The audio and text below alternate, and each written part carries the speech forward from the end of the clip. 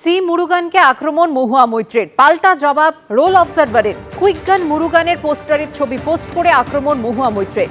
প্রিয় নির্বাচন commission, roll observer C মুরুগানকে নিয়ন্ত্রণ করুন। সুপ্রিম কোর্টের নির্দেশ অগ্রাহ্য করে হোয়াটসঅ্যাপে নির্দেশ দিচ্ছেন সি মুরুগান। অনেকগুলি আগ্নেয়াস্ত্র হাতে দক্ষিণী ছবির পোস্টার দিয়ে পোস্ট করেছেন মহুয়া মৈত্র। আমার কাছে এত বন্দুক নেই, মহুয়া মৈত্রকে পাল্টা কটাক্ষ সি মুরুগানের। ছবিতে যেভাবে দেখানো হয়েছে এত বন্দুক আমার কাছে নেই, তবে আমি বিভিন্ন ধরনের আগ্নেয়াস্ত্র চালাতে পারি। তামিলনাড়ু পুলিশে চাকরির সময় বৈধ ও আইনিভাবে সেগুলি ব্যবহার করেছি। সোশ্যাল মিডিয়ায় পাল্টা আক্রমণ রোল অবজারভার সি মুরুগানের।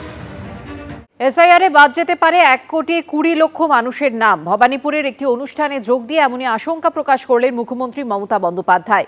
তুললেন সুপ্রিম কোর্টের সওয়ালের প্রসঙ্গ। মুখ্যমন্ত্রীর এই ভবিষ্যৎবাণী ঘিরে তৈরি হয়েছে রাজনৈতিক চর্চাও। छुपा रुस्तम लोगों ने 1,20,00,000 लोगों को नाम उतार दिया।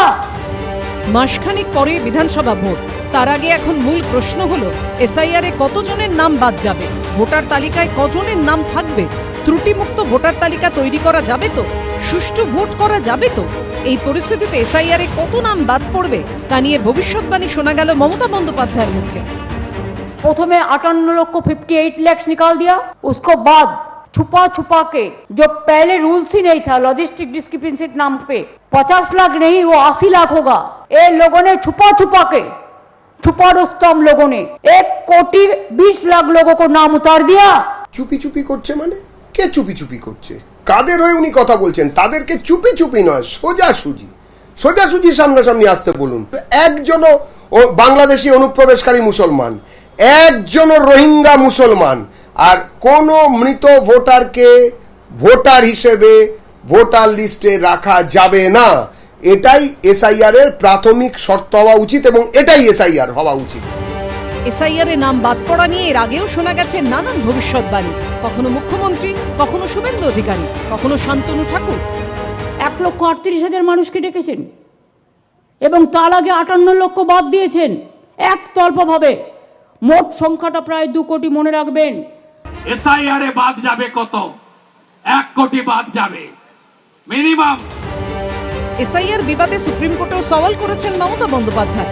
ভবানীপুরে জৈন সম্প্রদায়ের অনুষ্ঠানে যোগ দিয়ে সেই প্রসঙ্গ তুলে ধরেন মুখ্যমন্ত্রী। मैंने खुद जाके फाइट किया सुप्रीम कोर्ट में, मेरे को पिटीशन अभी भी पेंडिंग है। मेरे को देखना नहीं है कौन तृणमूल है, कौन बीजेपी है, कौन सीपीएम है, कौन हिंदू है, कौन मुस्लिम है, कौन जैन है, कौन सिख है, चाहे किसी को भी निकाल दिया मैं उसको खिलाफ में हूँ। जिसको नाम निकाल दिया, जिसको टोटल पेपर है, तो क्यों छोड़ दिया? সুপ্রিম কোর্টে গেছিলেন কি করতে? উনি সুপ্রিম কোর্টে গেছিলেন, ভি দেখালেন। ওনার পার্টির পক্ষ থেকে ডেলি বলা হয় আমাদের জয় হলো, আজ সুপ্রিম কোর্টে আমরা জিতলাম, গণতন্ত্র জিতলো। সুপ্রিম কোর্টের নির্দেশ অনুযায়ী 28 তারিখ চূড়ান্ত ভোটার তালিকা প্রকাশিত হলেও এসআইআর এর কাজ শেষ না হওয়া পর্যন্ত আরও তালিকা প্রকাশিত হবে। আশাবুল হোসেন ও শিবাশিস মৌলিকের রিপোর্ট, এবিপি আনন্দ, কলকাতা। এবিপি আনন্দ, এগিয়ে থাকে, এগিয়ে রাখে।